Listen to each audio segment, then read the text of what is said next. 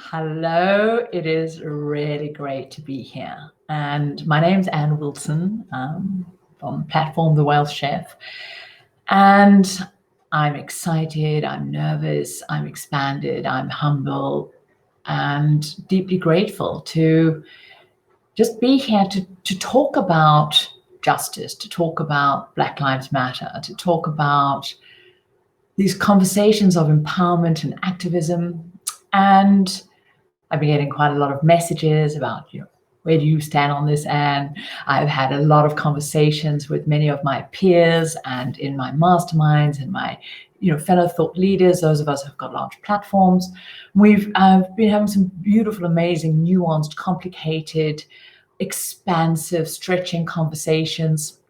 And today, June the 16th, is a day in South Africa where we remember some of the pivotal points in the anti-apartheid movement. And I'll get more to that a bit later. But I thought it felt like a perfect time for me to also come and join here and share where I'm at on this journey and what I can do.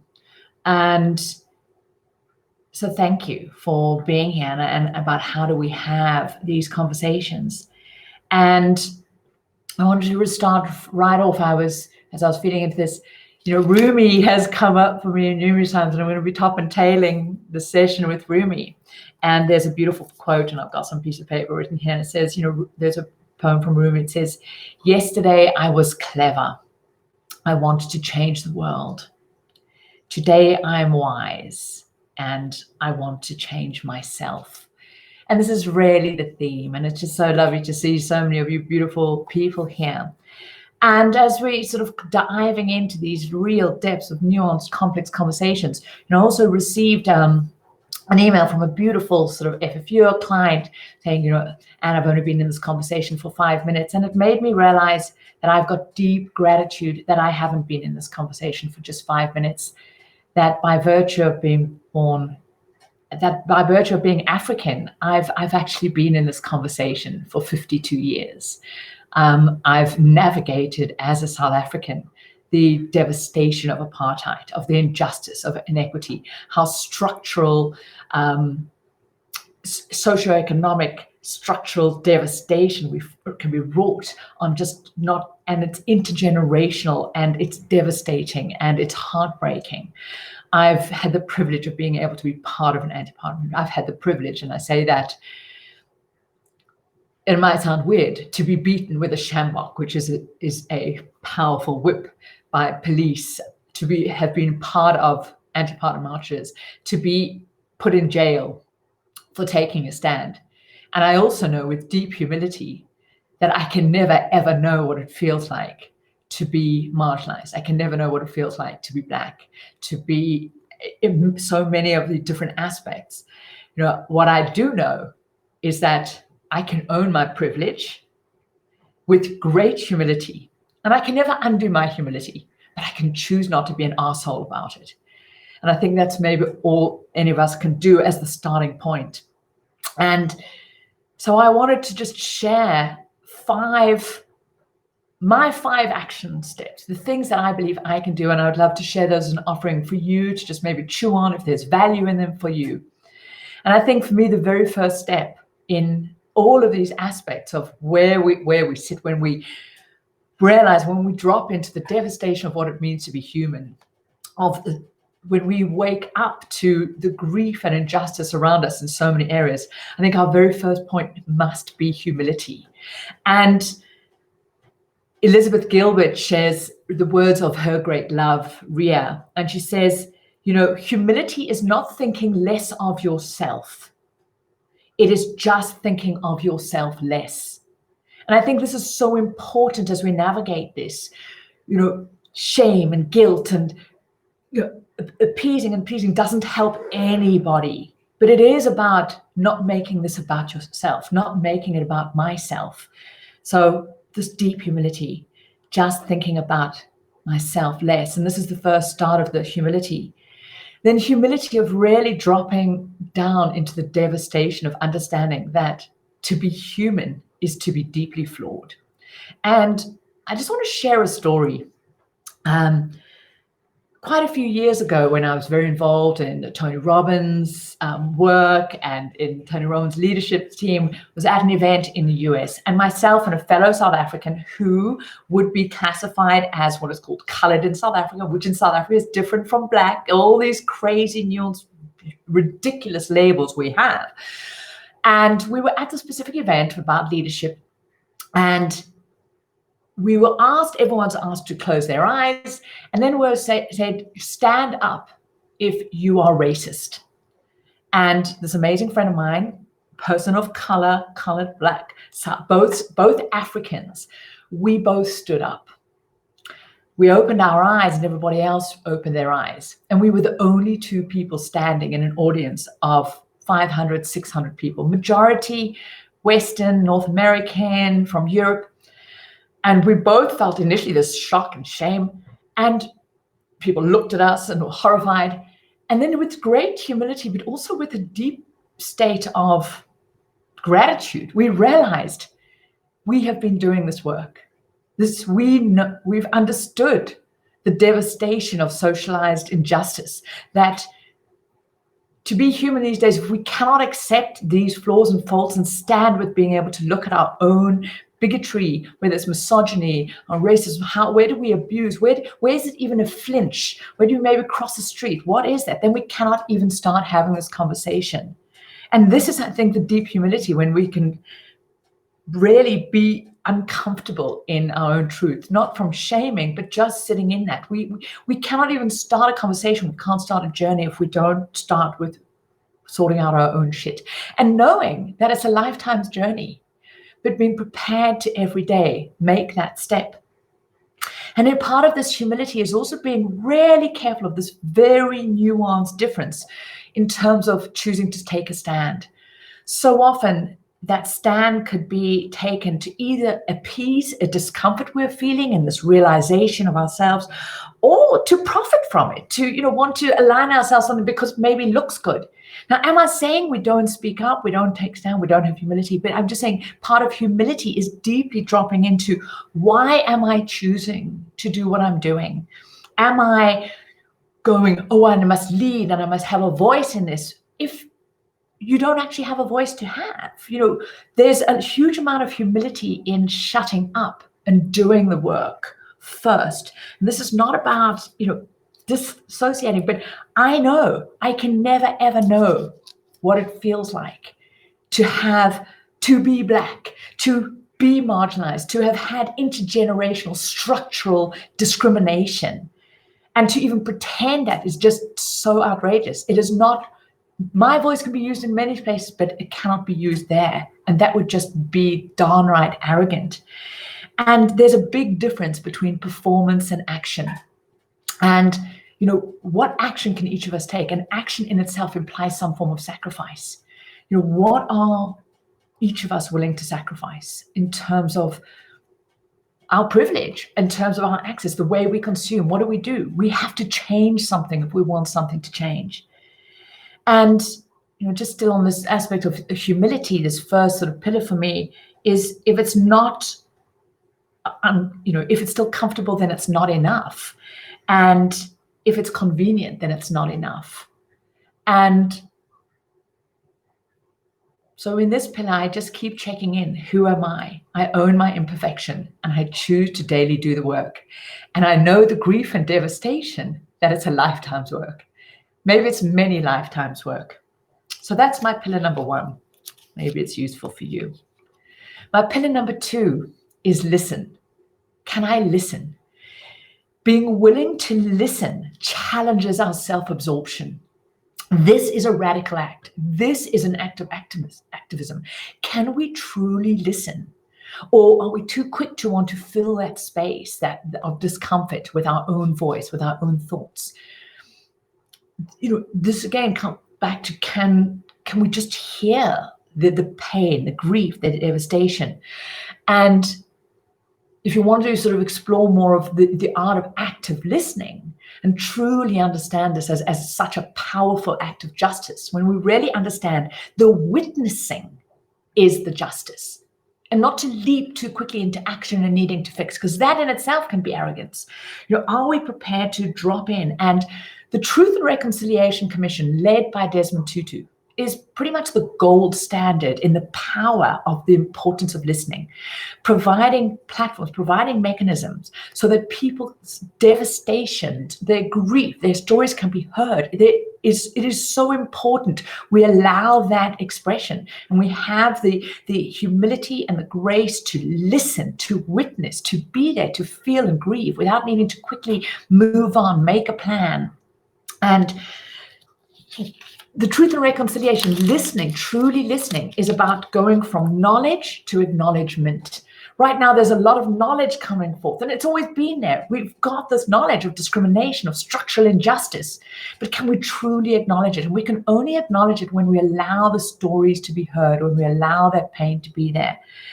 And there's a huge growth moment when we can tap into somebody else's experience and really just feel the edges of what that person's experience is. I can never know somebody else's lived experience, but I can touch the edges. And I can only touch those edges if I'm prepared to listen, if I'm prepared to shut the hell up. And it's difficult, but that's my pillar number 2, is can I just listen? And in my humility and in listening, I can go to my pillar number 3 of activism, is can I feel? Can I feel the grief? Can I feel the devastation? Can I feel the anger? Can I feel the injustice? And just truly feel it. And again, not needing to either disassociate, disconnect, some kind of distraction, because to truly feel it can feel overwhelming. It can feel into nihilism, like, wow, have we made absolutely no progress? But we have to be able to feel, because if we don't feel that, then we're never going to get that movement. We need that feeling. We need that momentum. And it takes huge courage to feel.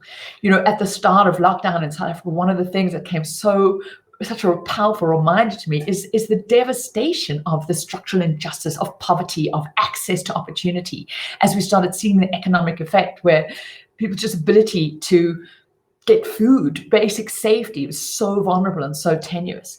I started observing and seeing the militarization of police and armies all over the world. In South Africa, we've had over 23 people killed by police and army enforcement of the lockdown. This over violence that we have is absolutely devastating. And I felt an almost despair, a despondency, a deep, deep grief that, oh my God, are we still here? June the 16th, 1976 was 44 years ago when Hector Peterson was a 12-year-old child, was shot dead. It was a pivotal moment in the activism in apartheid. And it was like 44 years and we still have got so far to go. But it is important we are able to feel that and know that we're safe, that we can do that. So yeah, can we feel? And maybe feeling the injustice, grieving, is one of the greatest things we can do without needing to quickly come up with a fix or a solution or paper it over. Wow, I'm feeling deep humility, listen, feel. And only then can I start going, how can I use my resources? What is it that I can do? What is it that I can offer? And what I can do is, with real consciousness, choose how I use my resources. How do I use my financial resources? How do I use my voice? How do I use my energy? How do I use the choices of how I consume? How do I choose the environments I choose to be in? Some of this can be passive. How do I choose sometimes to, maybe let a meme go past, or maybe there's a WhatsApp group where there's a slightly racist slur, or there's a, pretty misogynist, meme shared. Do I just stay quiet, or do I have the courage to just say that that's not cool enough? I'm not going to tolerate that. So do I have the courage to take that stand? But I also notice, where do I direct my money? Many of you may or may not know that 100% of the royalties of the Whale Chef book, the advances I got from publishers, goes to the Small Enterprise Foundation, the SEF Foundation, which provides pro-poor women with the ability to create a micro enterprise, to be able to have economic empowerment, just access to opportunity, and through financial resource, but also a framework for financial literacy, and so she can start transforming her world. What can you do? I know I don't have that skill set to empower and create micro enterprises, but I can direct my financial resources to that. I can direct a significant percentage of my profits to menstrual care for teenage girls so they can stay in school and have an opportunity to transform their world. I can speak up. So what is it that you can do? And I think it's really important that we drop into that. What do we have? What are those resources? What are those skills? And how do I use that? And one of the things that I have is knowledge about money, about finance, around how to move from that kind of slavery. And I truly believe underneath one of the greatest reasons why we're still in these devastating cycles of disempowerment is economic empowerment. I shared in a blog post that I shared, a great friend of mine, Charles Wasman, where two of us were talking and I was sharing that I'm fierce about financial activism. I'm fierce about financial empowerment because I truly believe without financial empowerment, you will be overpowered.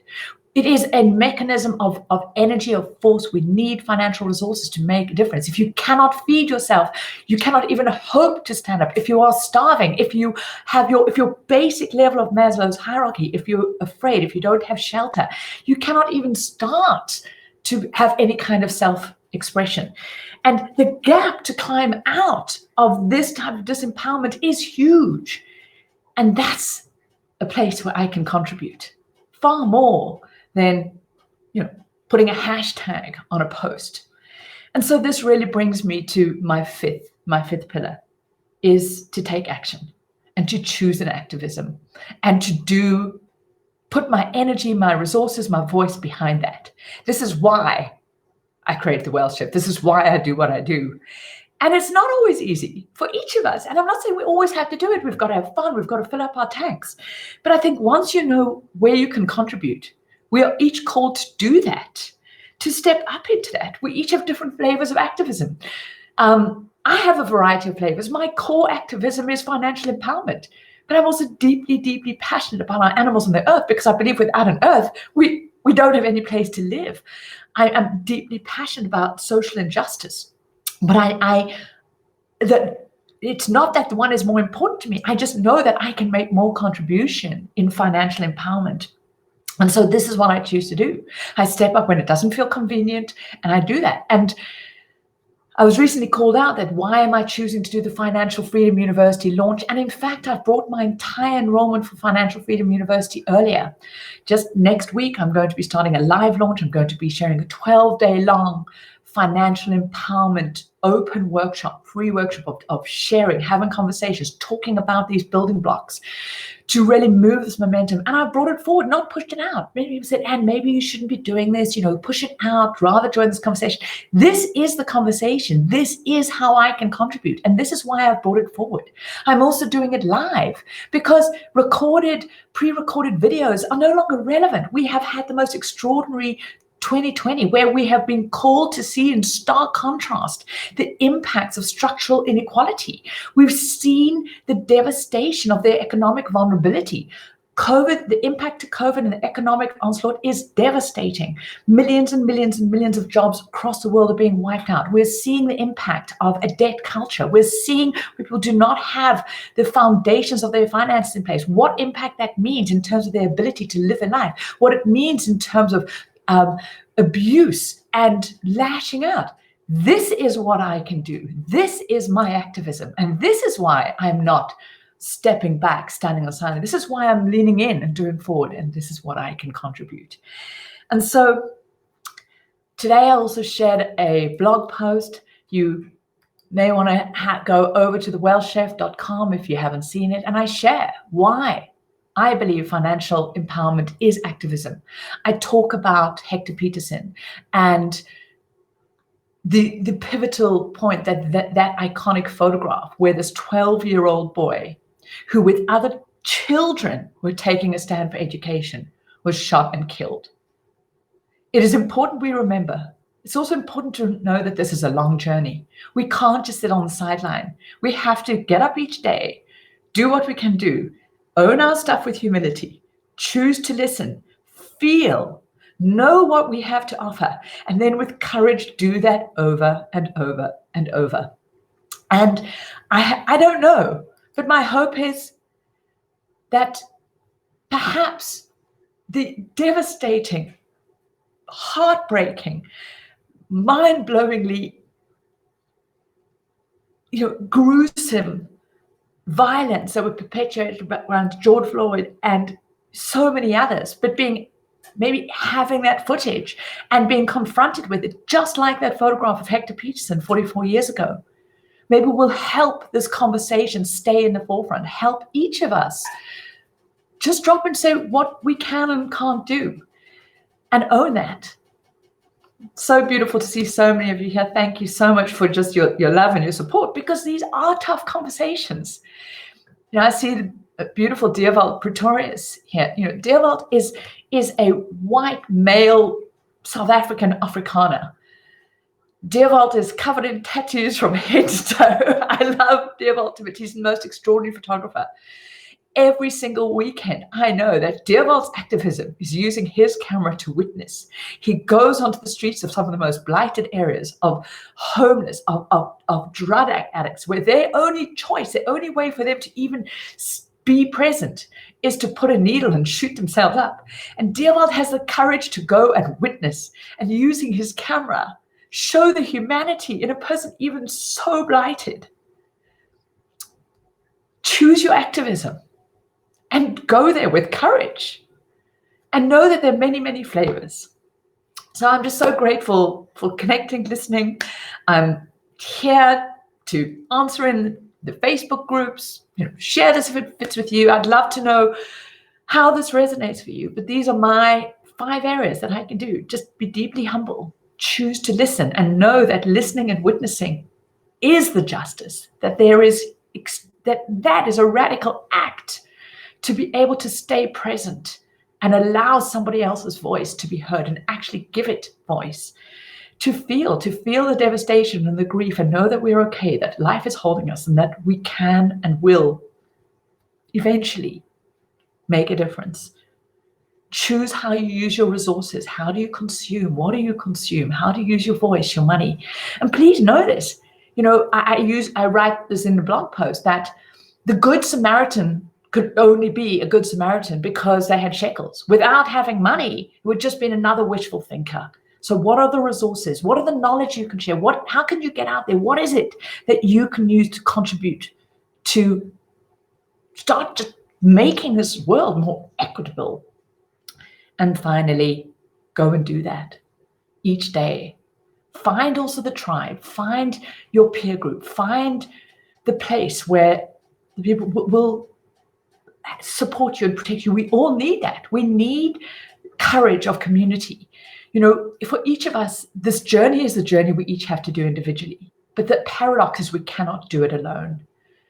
Find that tribe and be fierce in that. And hold others too, and protect yourself.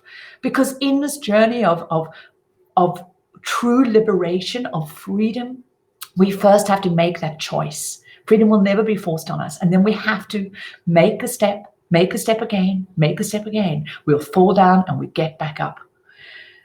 So thank you. Thank you for so much of your support and your love. I'd love to know in the comments below. Let's just keep this conversation going. If you want to join me, next week from the 20th in an extended conversation about financial liberation. What does it take? What are the fundamental building blocks? Because, once we can see that freedom is possible, we also need to be given the how. And that is so important. So thank you so much. Thank you for all of your love. I deeply, deeply appreciate you. Let's keep doing this.